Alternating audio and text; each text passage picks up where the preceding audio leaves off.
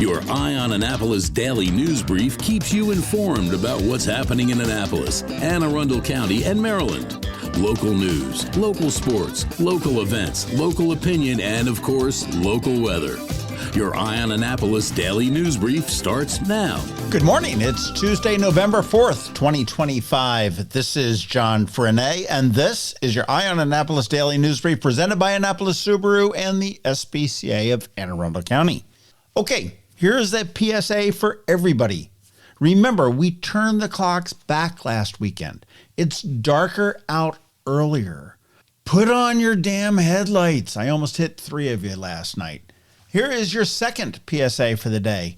If you live in the city of Annapolis and if you are over 18, go vote.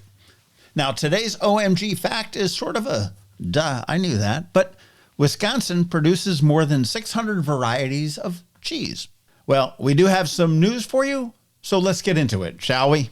Annapolis has finally officially broken ground on its long-debated City Dock Resiliency Project, a multi-year overhaul now projected to cost more than $75 million and reshape the city's most flood-prone waterfront into a raised park, flood barrier system, and maritime welcome center. City Dock does sit at the lowest point in downtown and now floods so often that so-called, quote, nuisance tides regularly push water onto streets and into businesses with no storm in sight. The new plan calls for elevating much of the dock, installing mechanical and floating flood barriers around Ego Alley, rebuilding storm drains, and replacing rows of parked cars with lawn, shade trees, and a public promenade.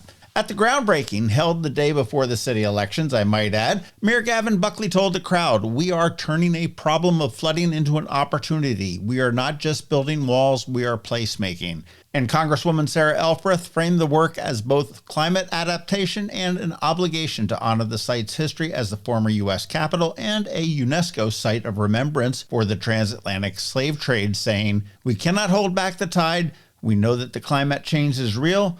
We know that the seas are rising." The celebration also had a campaign season feel with the lineup of Democratic officials, pointed remarks about opponents of the project, and Republican mayoral candidate Bobby O'Shea saying that he was turned away and told the event was not open to the public. About a third of the funding, roughly $34 million in FEMA grants, remains uncommitted.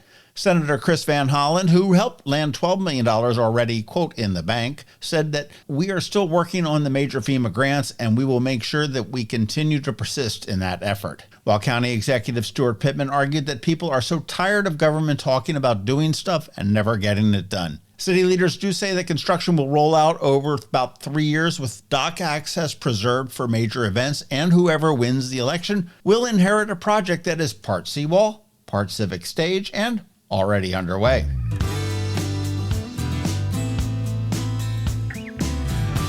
In Severna Park, longtime Apple specialist MacMedics has landed what amounts to a tech hat trick, being reauthorized as an Apple business partner and Apple technical partner while continuing as an Apple authorized service provider. Now, that triple authorization is a distinction held by only a small number of firms nationwide and confirms that the local shop meets Apple standards for sales, service, and technical expertise. For customers, though, the key detail is simple. Apple hardware bought through MacMedics costs the same as it does on Apple's website and at the Apple Store, and it now includes iPhones. But the money stays with a small, locally owned business that's been helping Mac users since 1989 and one of my favorite companies in the county. The company is now approved to sell into higher education and government markets and will continue to offer consulting, repairs, and data recovery both on-site at homes and offices and at its Apple-only retail store in Severna Park on Benfield Boulevard. President and founder Dana Staybolt said that the combination of new authorizations and decades of experience mean that they can handle everything from a single-family phone upgrade to complex Mac deployments. Basically, the Apple experience without the mall parking lot.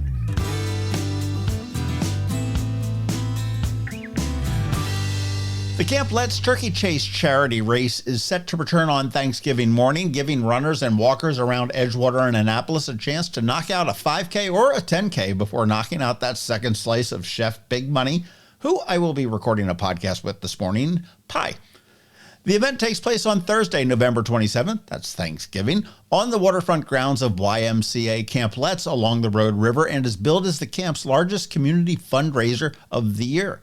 The race does offer both a 10K and a 5K with online registration now open, discounted youth pricing, and free entry for kids 6 and under when they sign up with an adult.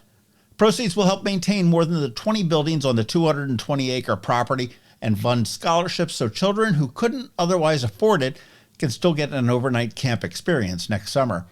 Organizers do say that the turkey chase has drawn up to 1,000 participants and family members in the past years and works just as well for serious runners choosing a Thanksgiving personal best as it does for families mostly chasing each other or pushing strollers. The atmosphere leans to more friendly neighborhood fun run than a high-pressure starting line, and the biggest pre-race decision may be whether to wear standard running gear or show up dressed like the main course. Registration, volunteer signups, and donation options are all available through Run Sign Up, or we have them at eyeonannapolis.net. So if you want a local Thanksgiving 5K or 10K that gives back to the kids, this one offers the full package. A tradition, a scenic course, and a guilt-free trip back to the dessert line.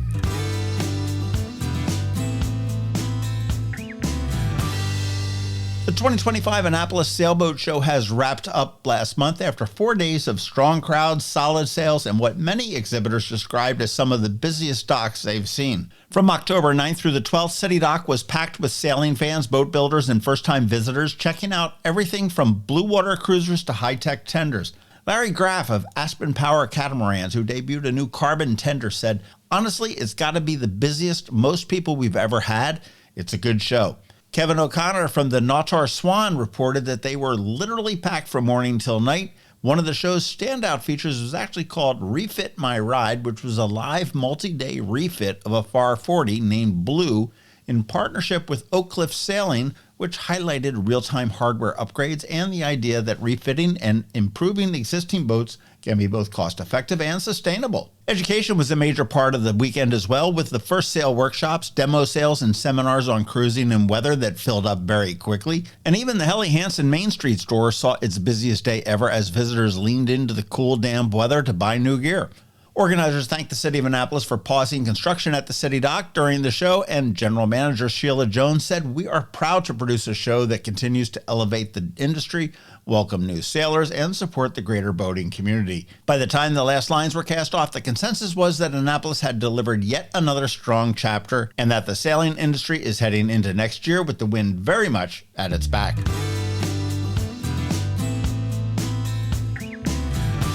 Now, as we start to close, today is Ticket Tuesday, and today we have some Rams Head tickets for you.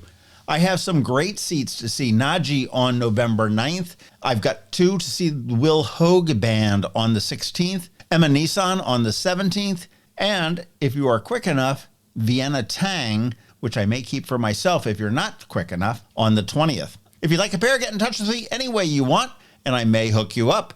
And don't forget to check out all of the amazing shows coming up at ramsheadonstage.com.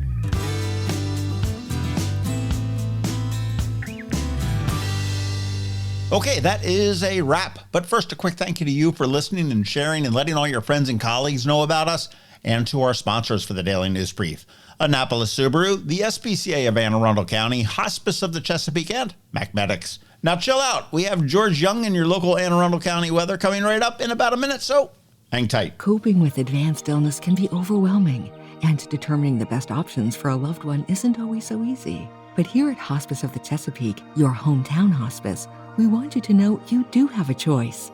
You can choose exactly who provides the care and the type of care you receive, and it's your decision when and where your loved one receives that care. We have served our community, family, and friends for over 40 years. We are there when you need us. Learn how we can help at hospicechesapeake.org. Next up, we're diving into today's Eye on Annapolis weather forecast. From sunny skies over the bay to storm warnings that could impact your plans, we've got the details to keep you ahead of the curve. Stay tuned. It's all coming your way in just a moment. Hey everyone, this is George Young with the Eye on Annapolis Daily News Brief weather forecast for Tuesday, November 4th. Yesterday brought a decent weather start to the work and school week for the Annapolis region, but the rest of the week and the weekend ahead looks even better with plenty of sunshine and above average temps for much of the next 7 days. Look for sunny skies today with highs in the low to mid 60s with slightly breezy winds out of the west. Ahead of more sunshine tomorrow with temps warming nicely into the upper 60s to maybe lower 70s in spots. From there, it'll be more sunshine Thursday through Saturday with highs in the low to mid 60s Thursday and mid to upper 60s Friday and Saturday, with a chance for some showers maybe Friday night, with another chance for a few showers coming later Sunday as temps cool to around 60 degrees 4 p.m. highs. Okay, that's it for today. This is George Young for Eye on Annapolis Weather. Make it a great day out there today. Stay healthy and be safe. And be sure to visit eyeonannapolis.net/weather for the latest conditions and forecast information for the Annapolis region so you can always stay weather informed. Have you ever had to wait to get an appointment at the Apple Store? Skip the wait and the line at the mall by visiting MacMedics in Severna Park, where appointments are not necessary. MacMedics is an Apple-authorized premium service provider. MacMedics services all Apple devices, including broken iPhone screens and batteries, and all without an appointment. Most iPhone repairs are complete the same day and usually within a few hours. MacMedics is also an Apple-authorized reseller and sell Apple products at the same price as the Apple Store.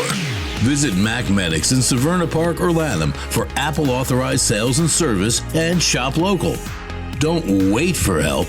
Call MacMedics at 410-757-MAX, which is 410-757-6227. It's 410-757-6227. Or visit them online at MacMedics.com. You've been listening to the Eye on Annapolis Daily News Brief. Tell your friends and colleagues, this is the podcast where you can keep up on the latest with what's going on in Annapolis and Anne Arundel County. And don't forget about our website, eyeonannapolis.net, where you can find even more information. And make sure you follow us on Facebook at All Annapolis and on Twitter at Eye on Annapolis. This Daily News Brief podcast comes to you every Monday through Friday at 6 a.m.